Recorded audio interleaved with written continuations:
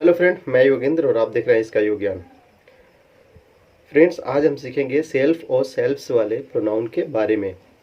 Self और सेल्फ्स वाले pronoun को हमने पढ़ाते समय तीन कैटेगरी में हमने डिवाइड किया है। पहला, सेल्फ और सेल्फ्स वाले प्रोनाउन बनते कैसे हैं। दूसरा, सेल्फ और सेल्फ्स वाले प्रोनाउन को क्या कहा जाता है। और तीसरा, सेल्फ और सेल्फ्स वाले प्रोनाउन के प्रयोग। तो सबसे पहले सीखते हैं कि सेल्फ और सेल्फ्स वाले प्रोनाउन बनते कैसे हैं। उसमें हम सबसे पहले इस वीडियो से पहले हम एक वीडियो बना चुके हैं पर्सनल प्रोनाउन के बारे में, जिसमें ही, she, it, I, we, you के बारे में डिस्कस कर चुके हैं कि पर्सनल प्रोनाउन जो होते हैं वो I, we, you, he, she, it और दे होते हैं। इनको तीन पर्सन और तीन केस में बांटा गया होता है। तो इनके बारे में आप एक बार इस वीडियो को देख लेंगे ताकि आपको पर्सनल प्रोनाउन क्लियर रहे, क्योंकि पर्सनल प्रोनाउन के ऑब्जेक्टिव केस और पॉजेसिव केस में ऐड होकर के ही सेल्फ और सेल्फ्स वाले प्रोनाउन का निर्माण होता है। अब कहाँ पर सेल्फ ऐड करते हैं, कहाँ पर सेल्फ्स ऐड करते हैं, इसके बारे में हम आपको बता रहे हैं। पर्सनल प्रोनाउन में फर्स्ट और सेकंड पर्सन में जो प्रोनाउन आते हैं उनके पॉजेसिव केस में सेल्फ और सेल्फ्स को ऐड करते हैं। को वहाँ जोड़ा जाता है जहाँ प्रोनाउन सिंगुलर हो, और सेल्फ्स को वहाँ जोड़ा जाता है जहाँ पर पर्सनल प्रोनाउन प्लूरल। सिंगुलर और प्लूरल का ध्यान रखा जाता है। फर्स्ट और सेकंड पर्सन के पॉजेसिव केस में सेल्फ और सेल्फ्स को ऐड करते हैं। तो देखेंगे तो पर्सनल प्रोनाउन में आता है आई, वी और यू। आई का पॉजेसिव केस माई, वी का पॉजेसिव केस आवर और यू का पॉजेसिव केस योर होता है। अब उसमें हम सेल्फ और सेल्फ्स को जोड़ते हैं। अब देखेंगे कहाँ सेल्फ ऐड होगा और कहाँ पे सेल्फ्स ऐड होगा। तो आई को सिंगुलर माना गया है, तो आई का पॉजिटिव केस है माई, तो उसमें सेल्फ ऐड करेंगे तो माई सेल्फ बनेगा। वी जो है प्लूरल पर्सनल प्रोनाउन है, उसका आवर जो है वो पॉजिटिव केस है, तो उसमें सेल्फ्स को हम ऐड करेंगे तो आवर सेल्फ्स बनेगा। यू एक ऐसा प्रोनाउन है जो सिंगुलर और प्लूरल दोनों के लिए आता है, और हमेशा याद रखेंगे, नोट कर लेंगे कि यू का के साथ सिंगुलर और प्लूरल दोनों केस में आने की वजह से सेल्फ और सेल्फ्स दोनों को ही ऐड किया जाता है। यानी योर सेल्फ भी हो सकता है, योर सेल्फ्स भी हो सकता है। जैसे हम लोग कहें कि तुम घर जाओ, तो यू वहाँ पर सिंगुलर है तो योर सेल्फ होगा। अब आते हैं थर्ड पर्सन में, तो पर्सनल प्रोनाउन का थर्ड पर्सन होता है ही, से, इट और दे। थर्ड पर्सन में हम सेल्फ और सेल्फ्स का एडिशन उनके ऑब्जेक्टिव केस में करते हैं। तो ही का ऑब्जेक्टिव केस हिम, से का ऑब्जेक्टिव केस हर, इट का ऑब्जेक्टिव केस इट और दे का ऑब्जेक्टिव केस देम होता है।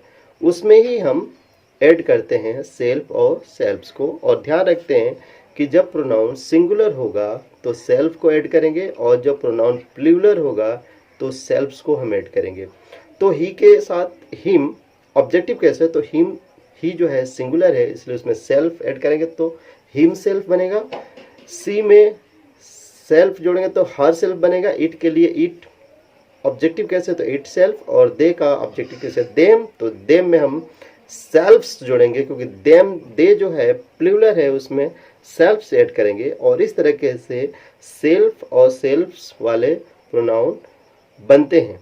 और सेल्फ्स वाले प्रोनाउन को ही लैक्सिक भी कहा जाता है और एम्फैटिक भी कहा जाता है। अंतर ये है, डिफरेंस ये है कि जब ये प्रोनाउन सब्जेक्ट के तुरंत बाद आए और सब्जेक्ट पे जोर दें, सब्जेक्ट पे एम्फेसाइज करें, उन पे बल दें, तो उसे हम एम्फैटिक कहेंगे। जैसे मैं कहूँ कि मैं स्वयं ही इस काम को करूँगा, यानी हमने सारे ऑप्शन खत्म कर दिए, हम ये कह रहे हैं कि नहीं मैं ही करूँगा, तो वहाँ पर I myself will do it, तो मैं स्वयं ही इस काम को करूँगा, तो वहाँ पर एम्फैटिक हो जाएगा, क्योंकि मैं स्वयं पे जोर दे रहा हूँ। जब उसके साथ कोई ऑप्शन ही नहीं छोड़ा जाता है तो वहाँ पे एम्फैटिक हो जाता है, और उसे एम्फैटिक कहते हैं। तो I myself will do it में माई सेल्फ एम्फैटिक प्रोनाउन है। अब दूसरा एग्जाम्पल कि I will do this work my self, मैं इस काम को स्वयं करूँगा, तो वहाँ पर ये कहा जा रहा है कि जो काम हो रहा है वह काम इसी कर्ता के द्वारा होना है। लेकिन वहाँ पे ऑप्शन है कि नहीं नहीं ठीक है आप मत करिए, किसी और से करा लिया जाएगा। लेकिन इम्फैटिक में ऑप्शंस नहीं होते हैं। तो रिफ्लेक्सिव में कर्ता द्वारा किए गए काम का जोर कर्ता पे होता है, इम्फैटिक में कर्ता स्वयं ही कहता है और सारे ऑप्शन खत्म करता है कि नहीं हम ही इस काम को करेंगे। ये दो पार्ट में बटे होते हैं, रिफ्लेक्सिव और इम्फैटिक। इनकी ये अलग अलग डेफिनेशन है। थर्ड जो है हम बताए थे यूजेज। तो यहाँ पर कुछ यूजेज आपके सामने लिखे हुए आ जाएंगे, जिनको आप देख सकते हैं कि कहाँ पर रिफ्लेक्सिव है और कहाँ पर इम्फैटिक है। और फ्रेंड्स ये है कुछ एग्जांपल, जिसमें फर्स्ट है they are spreading rumour themselves, जिसमें देमसेल्व्स जो है स्प्रेडिंग वर्ब के बाद आया है और वर्क पे जो दे रहा है कि दे के द्वारा ही स्प्रेड किया जा रहा है र्यूमर्स को, तो इसलिए ये रिफ्लेक्सिव होगा, देमसेल्व्स को रिफ्लेक्स कहेंगे। द ओल्ड मैन सेकंड में है the old man hanged himself, तो जिसमें हिमसेल्फ जो है हैंग्ड वर्ब के बाद आया हुआ है और ये बता रहा है कि जो वर्ब की कार्य है ओल्ड मैन पे ही हुई है, इसलिए हिमसेल्फ जो है रिफ्लेक्सिव हुआ। थर्ड में I myself shot the tiger, तो माई सेल्फ जो है ये इम्फैटिक है, क्योंकि सब्जेक्ट के तुरंत बाद आकर के सब्जेक्ट पे जोर दे रहा है, सब्जेक्ट पे इम्फेसाइज कर रहा है, इसलिए थर्ड में I myself shot the tiger में माई सेल्फ इम्फैटिक है और वर्ब से पहले। फोर्थ में you your self destroy everything, इसमें यू के बाद तुरंत ही योर सेल्फ आया हुआ है, तो यहाँ पे योर सेल्फ जो है वो वर्ब के पहले है और सब्जेक्ट के तुरंत बाद है, इसलिए ये इम्फैटिक है, ये सब्जेक्ट पे बल दे रहा है, एम्फेसाइज कर रहा है।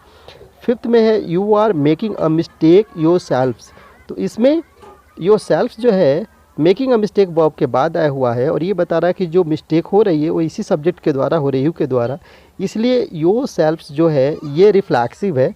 और सिक्स में है the word is flying wings itself, जिसमें इटसेल्फ जो है वर्ब के बाद आया हुआ है, इसलिए इसको कहेंगे कि ये रिफ्लेक्सिव है। Thank you for watching this video, please like subscribe and share.